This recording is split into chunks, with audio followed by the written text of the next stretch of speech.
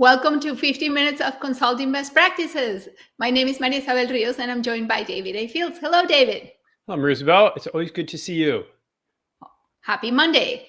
And we're here in this space to answer your questions about how to create success, growth, and more delight for you in your consulting firm, more success for your clients as well, and how the space works for those of you who are new. And we've had quite a few new folks in this past few weeks. Is we actually answer your questions, whether you submitted to them to us beforehand or whether you're submitting them live. So don't be shy. And also, we encourage participation for those of you who are joining us live. We want to know your point of view. We want to gather your input as well. So don't be shy and chiming in. It takes us a minute to see that you're here. So please say hi. We welcome and we enjoy seeing that you're here with us. And also take that into account, right? So if you have a question, make sure to share it right away. Don't wait. And with that, Jaren, can you please share the first question that came in during the week? Thank you. Okay, David, this question is from Jack. Jack says, how do you think a solo consultant can generate 1 million annual revenue? Okay, great. With no existing network of contacts to be utilized. What should be a success strategy? Do you have any tips for me? All right, so Jack wants $1 million in revenue in Hello Island. And he has really no network. Happy St. Patrick's Day, Daniel. Yeah, happy St. Patrick's Day, Daniel Allen. It's good to see you. And type in questions. Let's get some questions from live today. Okay, so Jack, right, wants $1 million in revenue and has no network. So I mean, let's just be honest. A solo practitioner with no network and no subcontractors is unlikely to generate $1 million in revenue. Certainly within the first year or two. I think, Jack, if you're hopefully you're listening in, we can build you to $1 million or more over time. But there's no magic bullet, right, or formula that just drops $1 million of projects into your lap. Also, $1 million is a big number to deliver. We do have clients that deliver more, and there's one person who probably delivers around in the 3 million range. But for most consultants, delivering $1 million of value to your clients is exhausting. So just keep that in mind. All that said, so your fastest path right now, you've got no network at all. Build relationships with other firms. Build relationships with staffing platforms. The Umbrex, Catalent, Graphite, 10X, TopTal, those of the world. Though they're becoming even more competitive. So that, I guess that's where I would go. Is there's a couple of practical things you can do. I'm not sure I'd be expecting $1 million year one with no network. Marisabel, do you disagree or have a different suggestion? Experience is the same, right? Grow through collaborations. Platforms is a great way to start because platforms would have projects at the ready. Also, other consultancies where they might bring you in, but the cap with other consultancies would be at a much lower revenue level than $1 million. So if you're looking at $1 million, your best bet is platforms. Yeah, 100% with you. Okay, so we have two questions, right? One from Sonit. So Sonit is asking us to please share an outline plan for a series of writing blogs, posts on LinkedIn. David, what do you say? Outline plan for a series of writing blogs, posts on LinkedIn. I'm not 100% sure what parts of it you're looking for, but I'll give my best shot. And then Marisabel will chime in. So best practice is, as far as we know, is posting once or maybe twice a week, not multiple times a day. And you can create for yourself a media calendar or a content calendar would be the better way of saying it, and map out 52 weeks of content based entirely on the questions that you receive from your prospects and your clients. right? Remember, your content should be right side up. It should be about them, not about you. And if you think of all the questions and the sub questions and plan a post around each of those, you will create a ton of valuable content for folks who are connected to you and find you on LinkedIn. Now, does that answer your question, Sana? And Marie-Isabel, do you have other things you want to add on to that? Absolutely. Make it about them. And Alan is saying this would be a great exercise for ChatGPT. Agree, right? In terms of what are ideas. What ChatGPT won't give you is the answer. What does your market need? Where are the fish? And we want you to be fishing where the fish are. And that's what you learn through conversations, through interaction with your prospects, through knowing your market, right?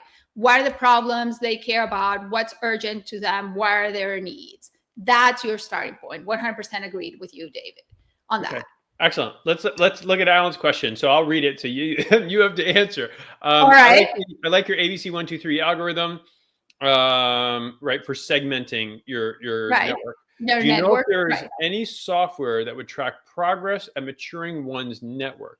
I'm inventing my own in Excel, but wanted to know if there's any off-the-shelf apps available. Well, Isabel, are you aware of any? I am not aware of any. I know we regularly track size of your network core, right? Which is how the exercise of going through your ABCs 1, 2, 3 ultimately gets you to the definition of your network core. And we regularly track size and warmth of your network core and how that progresses over time. But I don't know that there's a software that would automatically do that.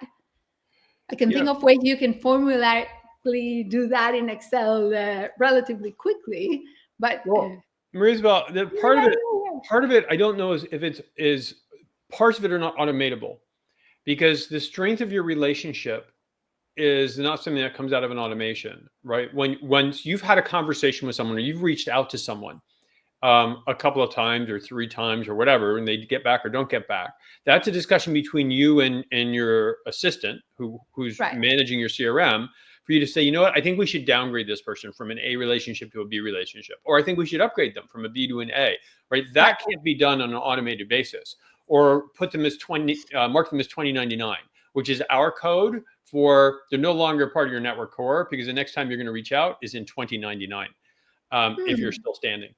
So I think the counting of it could be automated, and that's fairly easy. And that, we do, for instance, every once in a while. But the actual assignment of the letters and the ongoing determination of relationships, that's going to require human intervention. That's what I was thinking.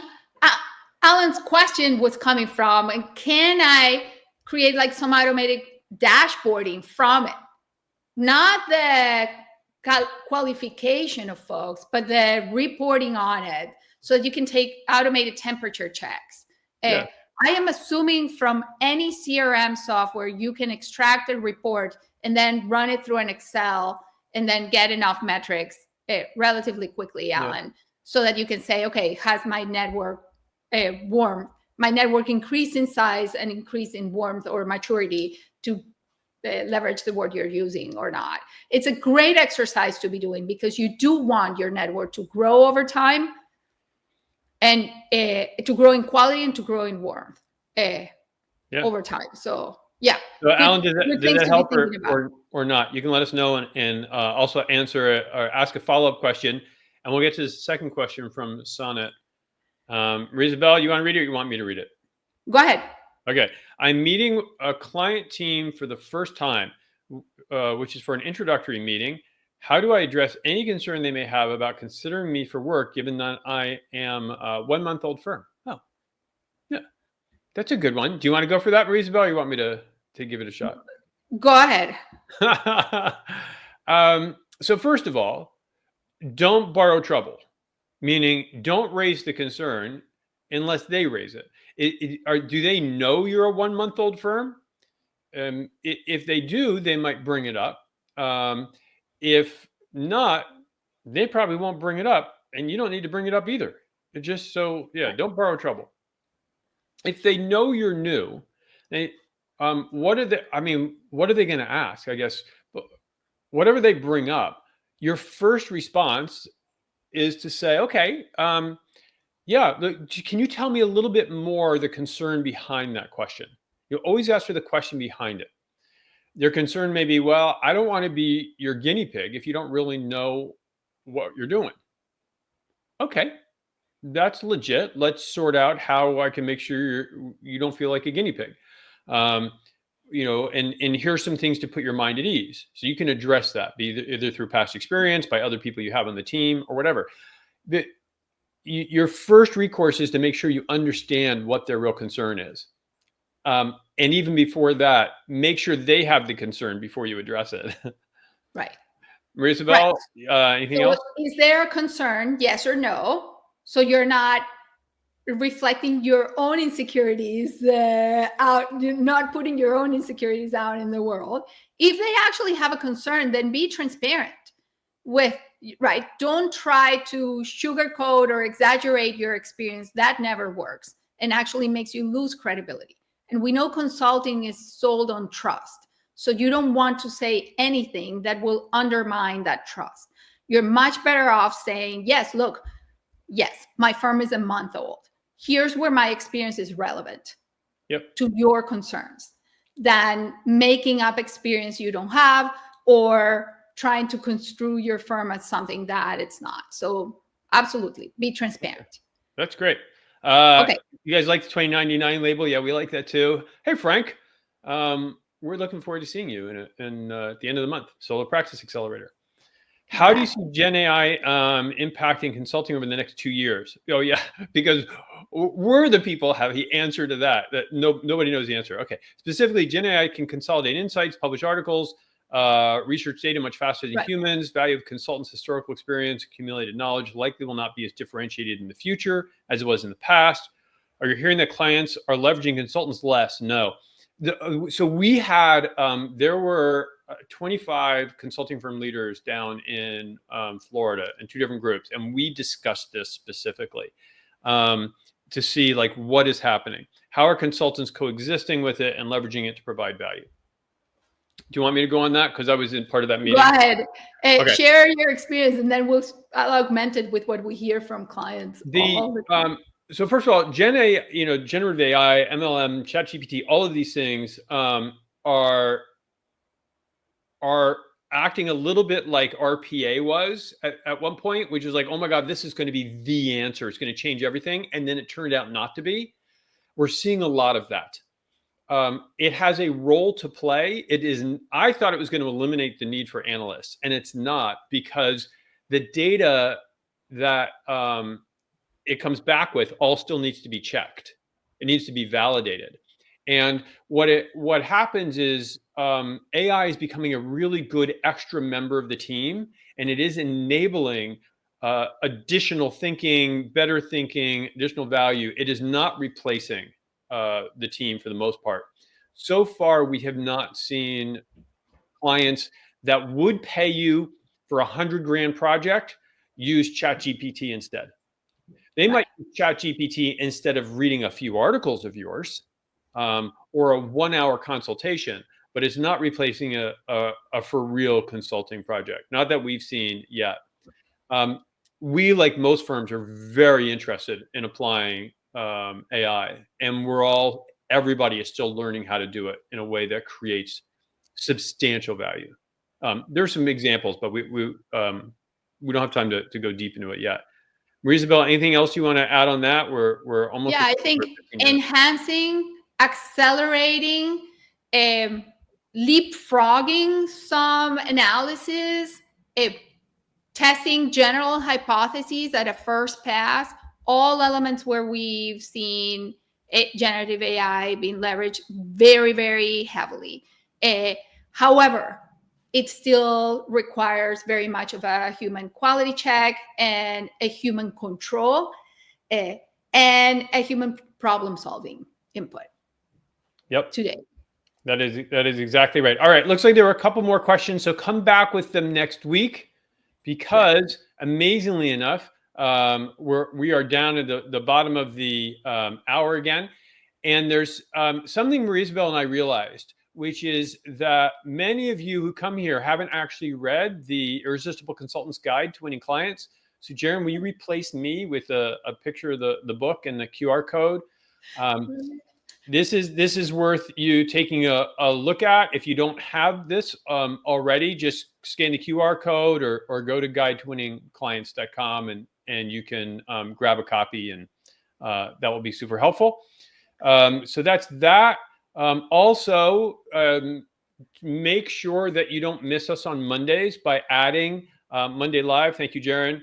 DavidAFields.com Monday Live to your calendar. Just put it in there right now. And that way you come back here every week and you don't need a reminder. And finally, make sure you're connected to us. There it is. There's on LinkedIn, just connect to us. We both want to be connected with you and see you're here. We're a minute over. So thank you for being here. Have a fabulous week. Remember, consulting's about them, your clients, your prospects. So just give them value, give them kindness. And we will see you next week. Take care. Thank you. Bye.